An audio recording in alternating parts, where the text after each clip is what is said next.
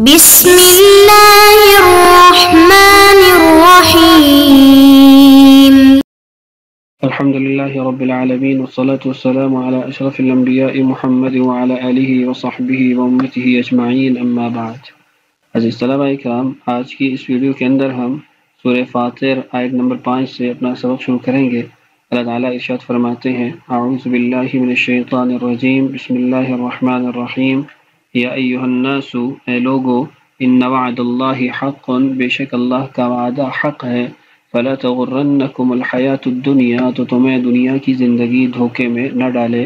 ولا یغرنکم، اور نہ دھوکے میں ڈالے تمہیں، باللہ، اللہ کے معاملے میں، الغرور، بڑا دھوکے باز۔ ان شیطان لکم عدو، بے شک شیطان تمہارا دشمن ہے۔ فاتخذوہ عدوا، تو اسے اپنا دشمن ہی سمجھو۔ انما یدعو، بے شک وہ تو بلاتا ہے، دعوت دیتا ہے، حزبہ، اپنے ماننے والوں کو، اس لیے لیکونوا، تاکہ وہ ہو جائیں، من اصحاب السعیر، آگ والوں میں سے، دوزخ کے باسیوں میں سے۔ الذین کفروا، بے شک جن لوگوں نے کفر کی روش اختیار کی، لہم عذاب شدید، ان کے لیے سخت عذاب ہے۔ والذین آمنوا، اور جن لوگوں نے ایمان لایا، وعملوا الصالحات، اور نیک اعمال کیے، لہم مغفرۃ، ان کے لیے بخشش ہے، واجر کبیر، اور بڑا اجر ہے، بڑا بدلہ ہے۔ افمن زین لہ سوء عملہ، بھلا بتائیں ایک ایسا شخص جس کے لیے اس کے برے عمل کو مزین کر دیا گیا ہو، خوشنما بنا کر پیش کیا گیا ہو، فرآہ حسنا، اور وہ بھی اس کو بہتر، اچھا سمجھتا ہو، یعنی کیا وہ اس جیسا ہو سکتا ہے جو نیک آدمی ہو، جس کو اللہ نے ہدایت دی ہو؟ فإن اللہ، بے شک اللہ یضل من یشاء، جس کو چاہتا ہے گمراہی پر باقی رکھتا ہے، ویہدی من یشاء، اور جس کو چاہتا ہے ہدایت دیتا ہے۔ فلا تذهب نفسك علیہم حسرات، لہذا ایسا نہ ہو کہ ان کافروں پر افسوس کے مارے آپ کی جان جاتی رہے۔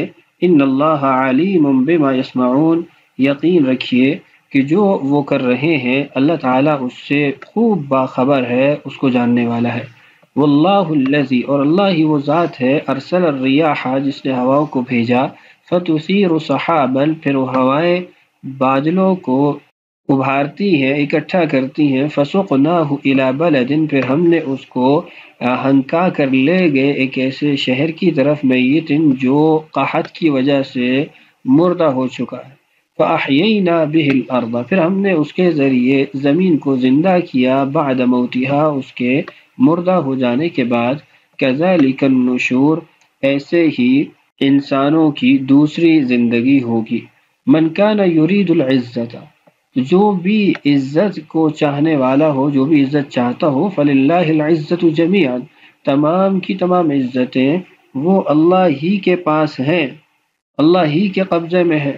الیہ یصعد الکلم الطیب، پاکیزہ کلمہ اسی کی طرف چڑھتا ہے، والعمل الصالح، اور نیک اعمال بھی، یرفعہ، اس کو وہ اوپر اٹھا لیتا ہے۔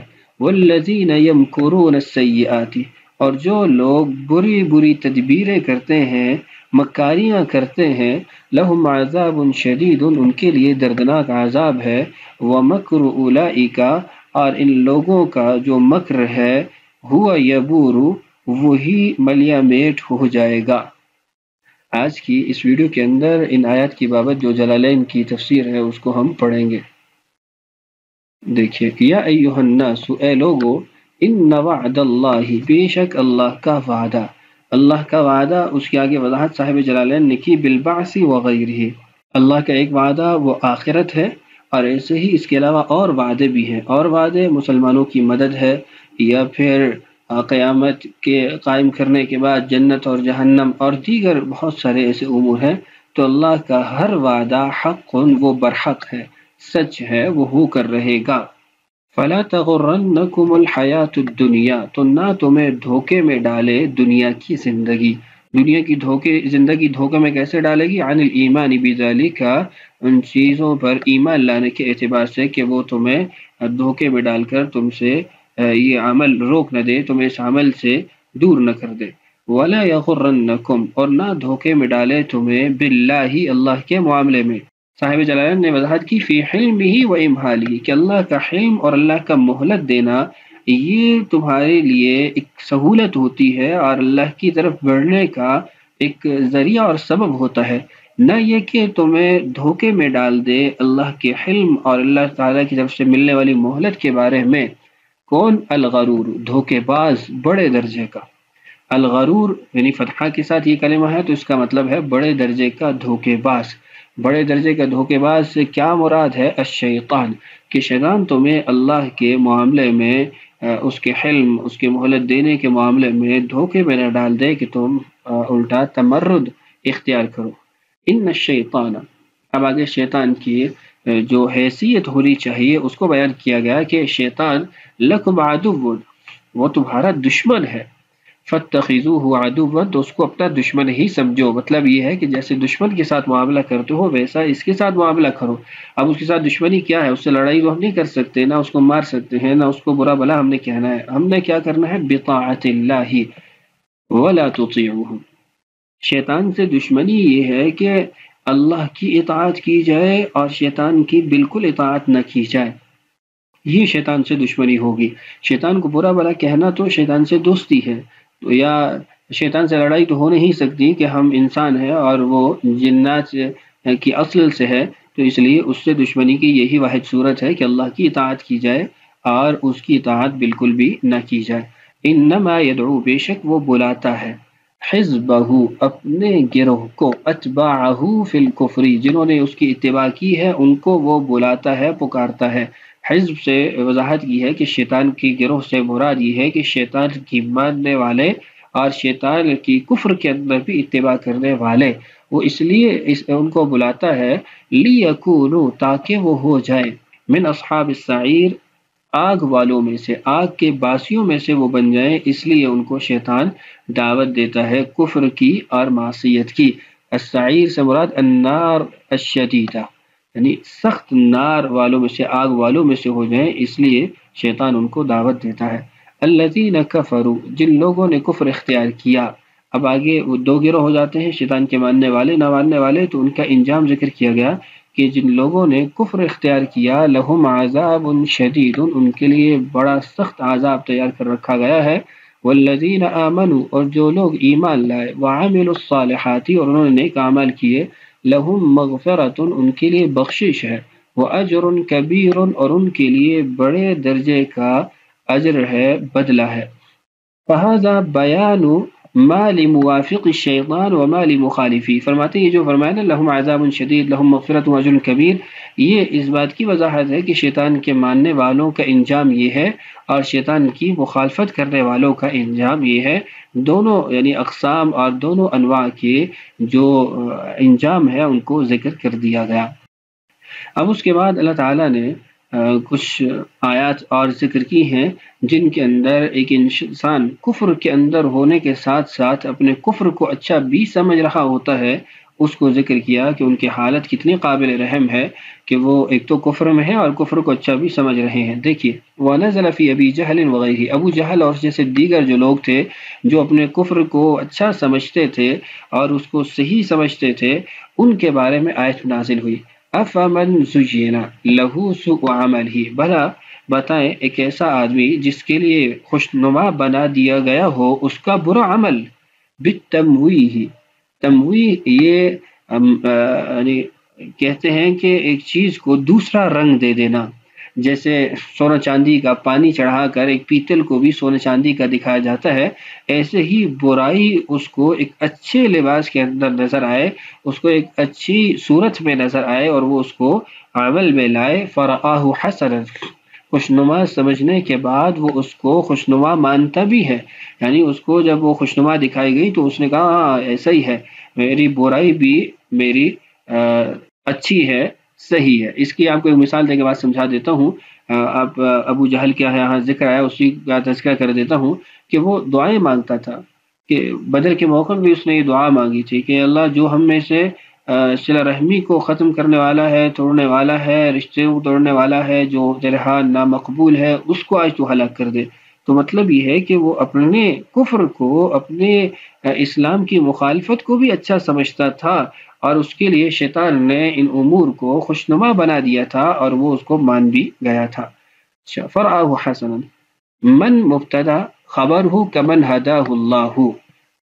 اور یہ دیکھیے افمن زین له سوء عمله، یہ من موصولہ ہے اور زین له سوء عمله فرآہ حسنا یہ سارا جملہ اس کے لیے صلہ ہے، موصول صلہ، یہ مل کر مبتدا بن جائیں گے اور آگے اس کی خبر کو محذوف ذکر کیا ہے. کمن ہداہ اللہ، کیا وہ اس شخص جیسا ہو سکتا ہے جس کو اللہ نے ہدایت دی ہو؟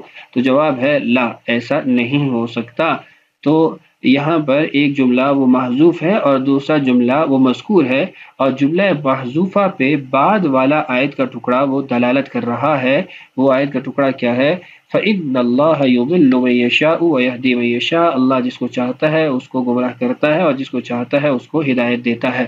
اب یضل من یشاء تو ما قبل میں مذکور ہے، فمن زین له سوء عملی. ویہدی من یشاء کا جو مضمون تھا یہ ما قبل میں محذوف تھا، اس کو ذکر نہیں کیا گیا، تو اس کے اوپر اس نے دلالت کر دی کہ کمن ہداہ اللہ، یہ پہلے جو جملہ ہے اس کے اندر محذوف موجود ہے. بہرحال خلاصہ یہ ہے کہ آیت کے اس ٹکڑے میں یہ فرمایا گیا کہ کیا وہ شخص جو اپنی برائی کو بھی اچھائی سمجھتا ہو اور اس کو اچھا مانتا ہو، وہ اس شخص کی طرح ہو سکتا ہے جو شخص اللہ کی طرف سے ہدایت پر ہو؟ تو جواب کیا ہے؟ نہیں، ایسا نہیں ہو سکتا. اور یہ جو کمن ہداہ اللہ کا ٹکڑا یہاں محذوف ذکر کیا گیا اس پر دلالت آگے موجود ہے کہ اللہ جس کو چاہے ہدایت دے، جس کو چاہے گمراہ کرے. فلا تذهب نفسك عليهم حسرات، یہاں پر رسول اللہ صلی اللہ علیہ وسلم کو تسلی دی جا رہی ہے کہ آپ دعوت کے میدان میں اتنی پریشانی نہ اٹھائیں کہ آپ کی اپنی جان ہی چلی جائے. فلا تذهب نفسك، آپ کی جان ہی نہ چلی جائے، علیہم ان پر، ان کی خاطر، علی المزین لہم ایسے لوگ جن کے لیے ان کی برائی کو خوشنما بنا دیا گیا ہے، ان کے ایمان کی حسرت میں. حسرات یہ مفعول ہے، حسرات ان کے ایمان کی حسرت میں. آگے اس کی وضاحت خود ہی کر دی. باغتمامک اللہ یؤمنو، کہ آپ اتنا غم کریں ان کے ایمان نہ لانے کا کہ آپ کی جان ہی چلی جائے، ایسا نہیں ہونا چاہیے. ان اللہ علیم بما یصنعون، بے شک اللہ وہ خوب باخبر ہے ہر اس عمل سے جو وہ کرتے ہیں، ہر اس کام سے جس کو وہ انجام دیتے ہیں. فیجازیہم علیہ، اللہ تعالیٰ ان کو اس کے اس عمل پر بدلہ دے گا. واللہ الذی، اور اللہ ہی وہ ذات ہے، ارسل الریاح، جس نے ہواؤں کو بھیجا، ہواؤں کو چلایا. وفی قراءت الریح، اور ایک قراءت کے مطابق الریح یعنی مفرد کا کلمہ ہے، اور یہ ابن کثیر، حمزہ اور علی رحمہم اللہ کی قراءت ہے.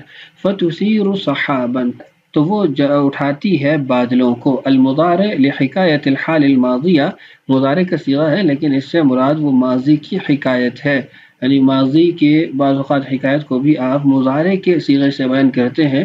جیسے کہا جائے انظر الی ابن عباس رضی اللہ عنہ قد رکب ردیف رسول اللہ صلی اللہ علیہ وسلم وہو یعلمہ، وہ ان کو سکھا رہے ہیں. تو آپ وہاں پہ مضارع کی صیغے شروع کر دیتے ہیں، تو یہاں پر بھی وہی اسلوب اختیار کیا گیا ہے. فرماتے ہیں تثیرو کا مطلب ہے تزعجہ، تحرکہ وتہیجہ، اس کو ابھارتی ہے، اٹھاتی ہے. فسقناہ، پھر ہم نے اس کو ہنکایا. یہاں پر بھی اسلوب کلام بدلا ہے. پہلے کلام کا اسلوب تھا غائب کا صیغہ، اور یہاں آ گیا متکلم کا صیغہ. اس کو کہتے ہیں التفات عن الغیبہ، غائب کی صیغوں سے حاضر کے یا متکلم کے صیغوں کی طرف رجوع کرنا، لوٹنا. یہ بھی اسلوب کلام ہے، بلاغت کا ایک اسلوب ہے.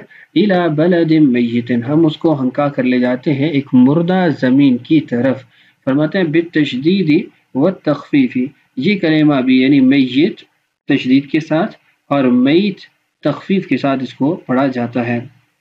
میت جو قرات ہے یہ نافع، حفص، حمزہ، کسائی رحمہم اللہ کی ہے، اور باقی قراء کی قرات کے مطابق یہ تخفیف کے ساتھ پڑھا جائے گا. الی بلد میت، معنی دونوں کا ایک ہوگا. لا نبات بہا، یہ ایسی زمین جس کے اندر کچھ اگتا نہ ہو، پیدا نہ ہوتا ہو. فاحیینا بہ الارض، تو ہم نے اس کو زندہ کیا، زمین کو اس کے ذریعے یعنی پانی کے ذریعے، بارش کے ذریعے.